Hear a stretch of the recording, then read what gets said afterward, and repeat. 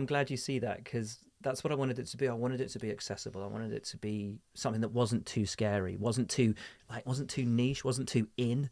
Something that people could just kind of pick up, put down, and figure out and find out who, what they wanted to. If you could have told early years Yeah. you that we'd be sat here, I've actually had Jake Humphrey on before, fantastic guy. Yeah. He loves live Yeah. and broadcast, is what he lives for. But if you could have told yourself that these guys, Mario Andretti and at the front Brad Pitt, Yeah. would be commenting on your book from the 20 years of knowledge you're about to gain about being in a Formula Yeah. One paddock and experience everything, what would that kid feel? Bewilderment. Yeah. No, I never expected to actually work in Formula One.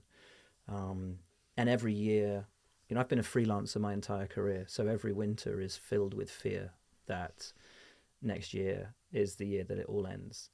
And I've always existed in this sport with that fear that it's always going to be over. So I've tried to enjoy every moment that I have, and that's why you asked earlier, if the joy disappears or if it ever gets normal, and it doesn't. I never take for granted a day that I spend in that paddock, and how fortunate I am to do what I do.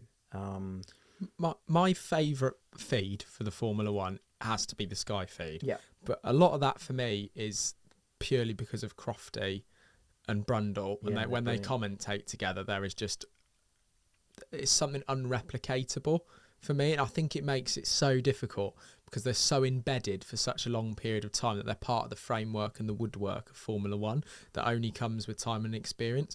Do you think in a media perspective of the brand and the sport, those will be two of the biggest shoes to fill when they finally jack in their day? I think it depends.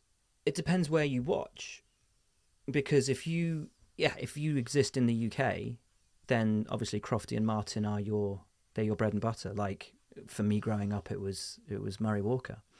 But if you're in France, you have a completely different commentary team. If you're in Germany, you have a completely different commentary team.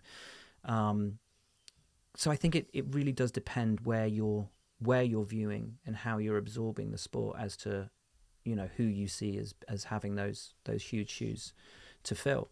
But in the UK, I mean, yeah, the job they do is absolutely exceptional, and the passion that they bring to it, the knowledge that they bring to it is